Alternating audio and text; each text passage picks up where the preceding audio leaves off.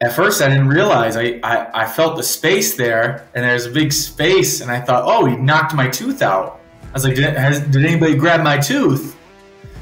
Come to find out, when I go to the hospital, they said, no, no, no, no, your tooth is fine. It's just your jaw split open so wide. Download the All-Star app. Make your picks for UFC fights, challenge your friends, level up and win prizes.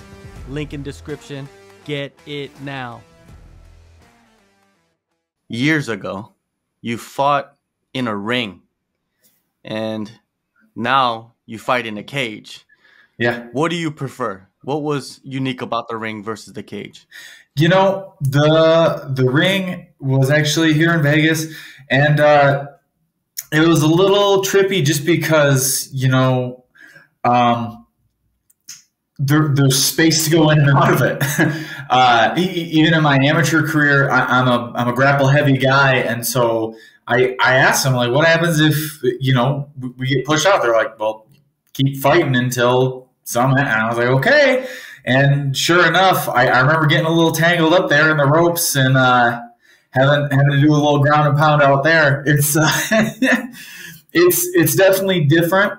But I'm comfortable in the cage. It gives me the freedom to do the grappling and the pushing and the pressure I want. Yeah, it seems like the cage has become the symbol of MMA, right? Not really much rings going on right now, especially in North America. Until we get some sort of ruling or some sort of real thing about putting a guy up over the fence, then maybe we can talk about the ring again. But yeah, it's the fence is where it's at. For sure. And I also noticed that Steve Mazzagatti was the ref in your fight. Do you know the backstory of Steve Mazzagatti? I actually don't. Illuminate me. Yeah, he was one of the referees that actually got like banned from the UFC. Him and I believe Mario Yamasaki for like mistakes that they made in fights, and it's just like, it is what it is, right? Steve Mazzagatti, we miss him. You know what I mean? Because he would let fights go sometimes, you know, and sometimes fighters would come back and win. It's, you know, the fight game is crazy, chaotic, and hectic. And I mean, sometimes if you give the guy the chance to come back, you can have some real stories, some real shows in there. Yeah, that's what it's all about, man. And your fight, man, coming up, Bellator 294. You're facing off against Carl Moore. He's come into Bellator. He's won 3 straight. What do you think of his run? You know, I'm not trying to be disparaging or anything, but really going into most fights, I'm focused on me. You know, there's things that I got to work on. There's my mystery, and you know, if we start thinking about what I need to do to get better and my previous stuff, and also what this opponent's going to do coming up, and what his coach is going to tell him to do, it's just there's so many factors in MMA. Why stretch yourself that thin trying to think about every little thing? You know, again, we're dudes in a cage fighting, and I'm the first to admit I'm a big dumb idiot. I need to focus on what I'm good at, and I'm going to keep doing what I'm good at and what I know I can do and improve on, and that's what we're going to bring to the fight, and hopefully it'll be a good show. I'm excited to get back into the ring. Yeah, this fight game can be a web of just impossible variables, right? And it could get confusing, and like you said, sometimes you need to keep it simple. You can't just, you know, dig too deep into it, and then next you know, you become like a crazy person just thinking about it all the time. Well, and you know, too, there's different styles of fighting and fighter, and even back when I was wrestling, some guys are like, oh, I need to watch film and I know the exact moves to counter this guy. It was never me. It was too many things, and I just thought, you know, if I'm going to go in there and I'm going to do my best, I need to be not thinking about what's happening. It needs to be second nature. There's no time to think in the ring. And with that being said, like, you know, just do the stuff you're good at and make that stuff even better. And you'll see top level guys, it doesn't matter who they're fighting. It doesn't matter, you know, what they're going against. They're going to do the stuff they're good at no matter what the other guy's bringing to the cage. Yeah, it's their job to stop you from doing what you want to do. Right? Yeah.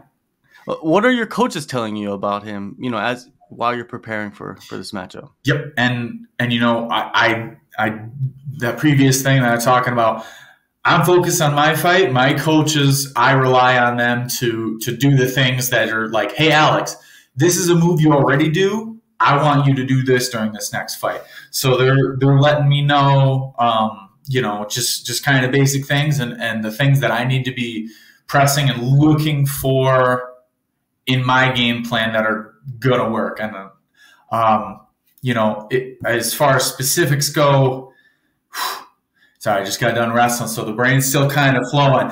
But really, I'm just looking to do what I'm normally good at. I'm on the shorter side of light heavyweight, so I'm trying to get in nice and close, making sure that we're moving our head, not taking blows from out of range, and getting in close and making the fight dirty and nasty. There you go, man. Well, we've seen you get dirty and nasty in the past, so it's not something new, right?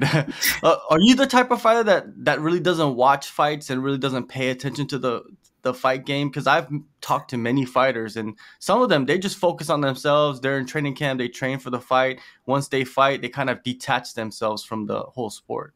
You know, you're the first interviewer that said that's brought up my same kind of game plan. You know, that's me down to a T. You know, this is a job, this is a career, and of course I want to be good at it. But if you are always thinking about it, always pouring over it, watching fights from here and there, I'm not saying that's a bad thing. There are some guys that, great, that works for them, that works for them. But I think that it's important to be able to take that step back and be able to remove yourself, you know, just be able to reset. And like I said, there's so many facets and it's easy to get lost. So I'm definitely one of those guys who I'm watching my old fights. I'm saying, hey, this is where I goofed up. This is where we need to improve.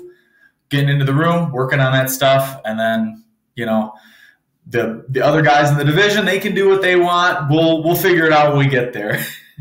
For sure. Speaking of old fights, you know, your last one, Bellator 280 last May, you faced off against Yoel Romero. If people didn't watch that fight, they would look at it on paper and see a stoppage, but it looked somewhat controversial to me. What are your thoughts on that? This was the same thing, and I talked to the ref. I actually bumped into him after after I got back from the ER. And he said, you know, I didn't want to bring it to a stop, but it was just something that happened. And, you know, they're looking out for us. They're trying to protect us. At the same time, an early stoppage within 5 seconds, whatever. What I'm getting out of it is, and I heard that a lot too, people were like, oh, it should have been a decision. That last punch, that was the one that broke the jaw.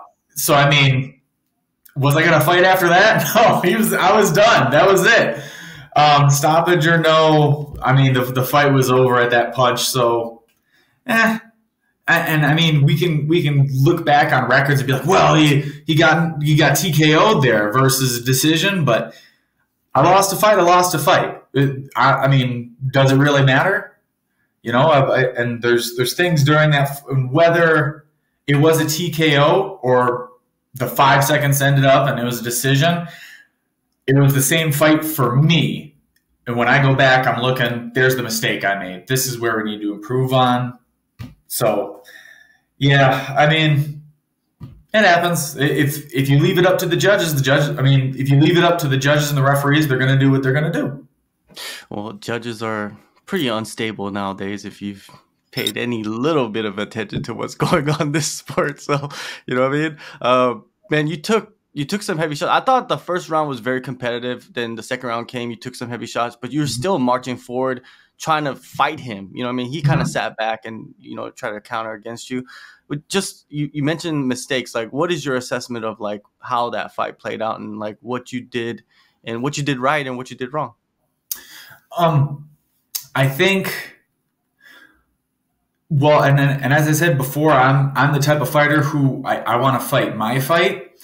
And I think with that last one, that with a name like Yoel Romero and the presence that he has in the sport, there was a lot of, outside influence and things that I already knew that he was going to do, and I fought his fight. And like you said, in that second round, he did what Yoel's really good at. He holds back a little bit, and he just pops out and hits you with those big stuff. As a wrestler, as a grappler, I should have been trying to engage more with that. I feel like there was a couple times in the first round where I shot in on him, and I mean, we don't see a lot of Yoel wrestling nowadays, but you'd be dumb to forget that he was an Olympic caliber.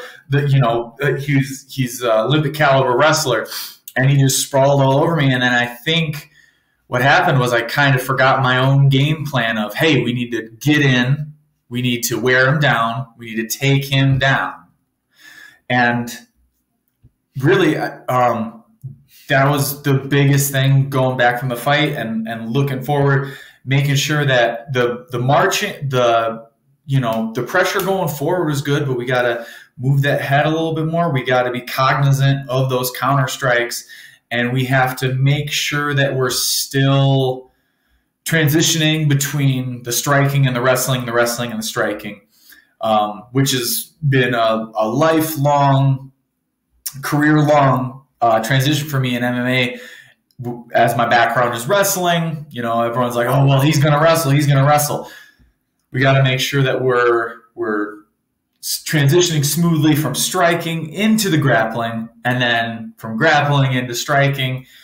But yeah, and then lastly, even if you get bowled over by Yoel, you got to come up with your hands in front of your face, because man, 5 seconds, if I had just protected my jaw a little more, maybe we wouldn't have cracked it so bad. How did that feel? How did you get the surgery? How did you recover from all of that? Well, so as far as how it felt, adrenaline's a hell of a thing. During the fight, not so much, but then afterwards, I think there was a video going around, and I was packed in there, and at first I didn't realize I felt the space there, and there's a big space, and I thought, oh, he knocked my tooth out. I was like, did anybody grab my tooth? Come to find out, when I go to the hospital, they said, no, your tooth is fine. It's just your jaw split open so wide that now there's a space. Ended up in the hospital for a little bit. Got the wire, got the full Kanye effect. We were wired shut for a few weeks, drinking Ensure, drinking Boost shakes. Not fun. But I had a good surgeon, and she was looking out for me. Ended up going through surgery, getting that, rehabbing, and now jaw's moving, and we're back more solid than ever. Did you lose some weight during that time? Did you have to take some time to gain the weight back? I mean, that's the thing, right? I told people there was my normal weight, and then I made weight for the fight, so already down like 20-ish pounds or so. And then, after weigh-ins, you go up a little bit, then get my jaw broken, then I can't eat anything. I ended up losing probably another 10, 15 pounds just because I couldn't have anything solid. And, so lost a bunch of weight there. And then it gets a little worse, because after you're wired shut, they give you rubber bands, and they say, okay, now you have to eat soft stuff. And I'm going to give you a hint. Soft stuff is the fattiest stuff there is. Like, I couldn't eat chicken breast and steak. I had to eat like mashed potatoes and yogurt. And so just the weight was just like, oh yeah, we're going back up. But again, back at it now, and been chewing and getting punched and throwing punches again. So I'm glad that hopefully I don't have to do that again, because it's not fun. I still can't look at an in-sure shake. I don't makes me feel weird. Pisses you off a little bit, right? Yeah. It's just like, man, I was stuck there for a while. You also had a fractured foot as well during that time, right? Yeah. So couldn't even get on the exercise bike. It was a wild time. But yeah, made recovery and feeling good now. Yeah, fighters, man, they come back from anything. We've seen it time and time again. You know what I mean? Broken necks, it doesn't matter. Fighters will come back. Mm-hmm. It's wild. So you're sitting on the sidelines, right? You're going through all of this. How do you occupy your time, man? That's what I'm interested about. Like, what do you do to just like keep yourself sane? Man, once I was able to work out again, things got a little bit better because, even though my jaw was still under watch and I couldn't, get back into the sparring room, I could still like run and lift and hit the bag and hit mitts. That made things better. But before that, things were a little rough because I couldn't. It was difficult to talk. And one of my one of my big pastimes is I got a group that I play Dungeons and Dragons with, and it's tough because when your jaw's wired shut, it's a game based on voice and talking to your friends. It's like, well, they're not trying to roll the dice there. So yeah, but other than that, typical like aging adult guy stuff. Got an Xbox, play that. Okay. Hop on. I mean, what else do you do when you're sidelined? You can't work. Like, oh, I guess we're going back into Skyrim for playthrough number 6. There you go. When did you get back into like full blast training? It's what my surgeon recommended was 6 months. So for a good month, I was wired shut. For another month after that, I had like rubber bands. So I still had like the bands across, and I almost think like braces where they rubber bands, and it was like trying to shift my jaw into the right position. And then once that was done, I had another like 4-ish months where it's like, hey, I was able to, like I said, run, lift, hit mitts, and then once it started getting to the end of that, I was like, hey, maybe I could grapple a little bit and get back into that as long as nobody's rearing back and really smacking me. If a crossface hurts that much, I can be like, hey, I'll tap to if my jaw's feeling weird. So, but yeah, so it was a while there, and got back into it. Let's see, it'd been last year in the fall. So actually kind of kind of funny, was right at the end of that. I think it was my 6 months were just about over. And I was like, oh man, I'm going to get to go to practice. And my fiance at the time said, hey, we're getting married next week. Do you think you could push it back maybe one more week before you get punched again? Maybe just for the photos, maybe just push it one more. And I was like, but I can punch now. She's like, no, just wait one more week. I was like, okay. You got back in there, man. Now you are in full training camp. You're punching people in the face. People are punching you in the face. Back to what you love. Doing what you love. It's an incredible comeback story, man. And what are you expecting from yourself in this one? You're coming off the Yoel Romero fight. You're facing another guy in the top 10. It can shoot you up, and get another good matchup in the future.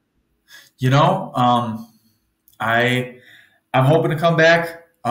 As usual, I'm excited. I'm expecting to get my hand raised, but really at the end of the day, I'm getting paid to fight people in a cage. It's sweet. I'm out here living the dream. Bellator's treating me right. I'm just hoping to go in there and put on a good show for everybody and have some fun with a little bit of violence. There you go. I love it. I love it, man. One last thing, man. I just want to get your thoughts on the title fight that's going to come up on at Bellator 297 between Nemkov and Romero. Who do you give the edge to in that matchup?